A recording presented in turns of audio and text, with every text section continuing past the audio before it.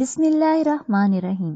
السلام علیکم دوستو، SEO گلوبل میں خوش آمدید۔ حکایات رومی سیریز میں آج کی ہماری حکایت نمبر 6 ہے، جس کا عنوان ہے آدمی اور ریچھ کی دوستی۔ ایک دفعہ کا ذکر ہے، ایک بہت بہادر قوی الجثہ پہلوان جنگل سے گزر رہا تھا۔ اچانک اس کی نظر پڑی کہ سامنے ایک زبردست اژدہے نے ایک ریچھ کو قابو کر رکھا ہے اور ریچھ اپنی جان بچانے کی کوشش کر کر کے نڈھال ہو رہا ہے۔ یہ منظر دیکھ کر پہلوان کو ریچھ پر ترس آ گیا اور اس نڈر انسان نے آگے بڑھ کر اپنی تلوار کے ایک ہی وار سے اژدہے کے 2 ٹکڑے کر ڈالے۔ اژدہے کو پہلوان نے اس انداز سے مارا تھا کہ ریچھ کو خراش تک نہ آئی۔ ریچھ جب اژدہے کے قبضے سے نکل گیا تو اس بہادر پہلوان کا ایسا شکر گزار ہوا کہ اصحاب کہف کے وفادار کتے کی طرح اس کے پیچھے پیچھے چلنے لگا۔ اژدہے کے ساتھ لڑائی اور لمبے سفر نے اس پہلوان کو تھوڑا بہت تھکا دیا تھا، اس لیے تھوڑی دیر آرام کرنے کے غرض سے وہ ایک درخت کے نیچے لیٹ گیا۔ ریچھ محبت جتانے کے لیے اس کی نگرانی کرنے لگا۔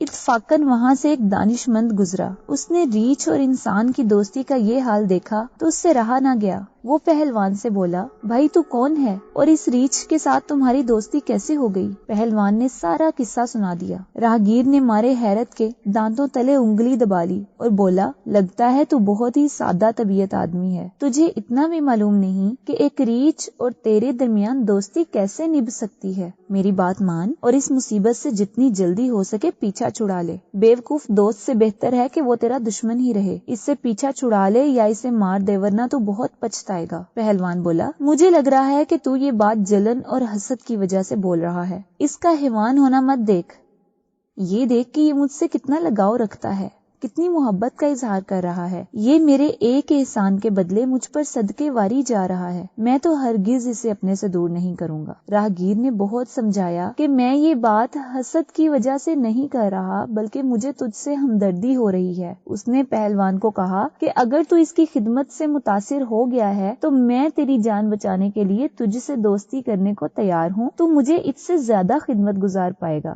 لیکن اس آگ سے دور رہ، یہ تجھے جلا کر راکھ کر دے گی۔ بھلا ایک درندے کی انسان کے ساتھ کس طرح دوستی ہو سکتی ہے اور کس بنیاد پر قائم رہ سکتی ہے؟ لیکن وہ پہلوان کوئی بات سننے پر راضی ہی نہیں تھا۔ آخرکار وہ دانشمند راہگیر اسے یہ دعا دیتا ہوا چلا گیا کہ میں نے تجھے بہت سمجھانے کی کوشش کی، اب تیری مرضی، خدا تیرا نگہبان ہو۔ پہلوان نے نہایت تکبر سے کہا، چل چل، اپنے آپ کو بہت عقل مند ثابت کرنے کی کوشش نہ کر، میں اپنا برا بھلا خوب سمجھتا ہوں، خواہ خواہ میرا خیر خواہ اور ہمدرد بننے کی تجھے ضرورت نہیں ہے، تو میرے لیے اجنبی ہے تو اجنبی ہی رہ۔ ہائے صد افسوس اس پہلوان کی عقل پر، جس نے اپنے اصل خیر خواہ کی بات پر کان نہ دھرا اور اپنے آپ کو عقل کل سمجھتے ہوئے اس کی نیکی پر بھی تہمت لگانے لگا۔ جب اس مرد مومن نے دیکھا کہ یہ نادان آدمی اس کی نصیحت کو سمجھنے سے قاصر ہے تو وہ اسے یہ سوچ کر خدا کے سپرد کر آیا کہ ایسے بے عقل آدمی سے دور ہٹ جانا ہی بہتر ہے۔ دوسری طرف پہلوان کی آنکھیں ہوا کے نرم جھونکوں کے باعث موندنے لگیں اور تھوڑی ہی دیر بعد وہ خراٹے لے کر سونے لگا۔